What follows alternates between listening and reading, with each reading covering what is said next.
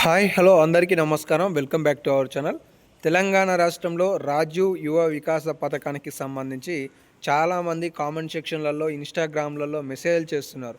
అన్న అసలు మాకు ఫస్ట్లో వచ్చిన లిస్ట్లో కూడా మా పేరు లేదన్న, అర్హత కలిగి ఉన్నాం అన్న అని చెప్పేసి కొంతమంది కామెంట్ చేస్తుంటే, కొంతమంది ఈ పథకం ఎప్పుడు ప్రారంభం కావడానికి అవకాశాలు ఉన్నాయి, అలాగే ఎంపికైన వారికి నిజంగానే ఫోన్ కాల్స్ వస్తున్నాయంట కదా, మాకు రాలేదు అని చెప్పి కూడా కామెంట్ చేస్తున్నారు. మొత్తానికి ఈ వీడియోలో ఫోన్ కాల్స్ వస్తున్నాయా, రావట్లేదా, అలాగే లీస్ట్లకి సంబంధించిన వివరాలు ఎక్కడ చూసుకోవాలి, ఈ పథకాన్ని ఎప్పుడు ప్రారంభించబోతున్నారు అనే సమాచారాలు స్పష్టంగా, వివరంగా, క్లుప్తంగా మీకు తెలియజేస్తాను. ఏమైనా డౌట్స్ ఉంటే కామెంట్ సెక్షన్లో కామెంట్ చేయండి. ఈ వీడియోని చివరకు చూడండి, లైక్ చేయండి. ఇక వీడియోకి వెళ్ళిపోయే ముందు ఫస్ట్ ప్రశ్న, ఈ ప్రశ్న అందరూ పాల్గొనండి. ఏంటి అంటే, మీలో ఎవరికైనా ఇప్పటి వరకు ఫోన్ కాల్స్ వచ్చాయా? ఫోన్ కాల్స్ వచ్చి ఉంటే కింద కామెంట్ సెక్షన్లో ఎస్ అని కామెంట్ చేసి మీ జిల్లా పేరుని మెన్షన్ చేయండి. ఫోన్ కాల్ రాకపోతే నో అని కామెంట్ చేసి మీ జిల్లా పేరుని కామెంట్ చేయండి.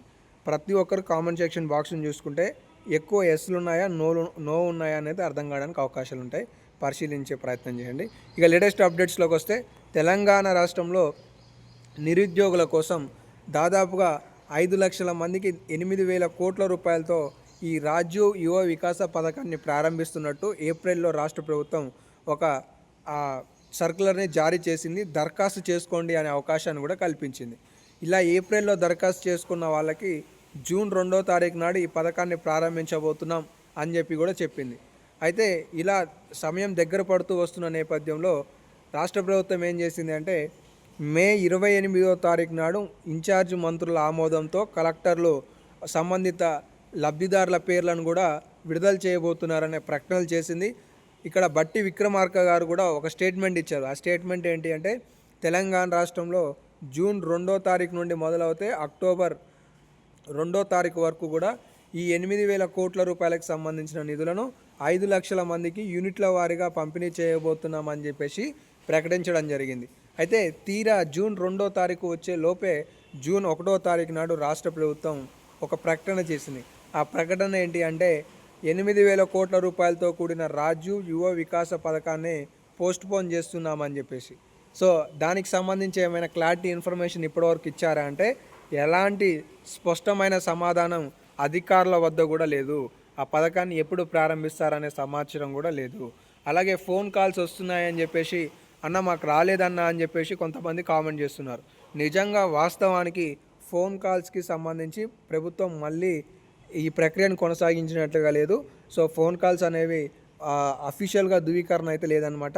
అయితే ఇక్కడ ఇంకొక అప్డేట్ ఏముంది అంటే, అన్అఫీషియల్ అప్డేట్ ఇది కూడా. తెలంగాణ రాష్ట్రంలో మొత్తం 16 లక్షల మంది అప్లై చేసుకున్నారు.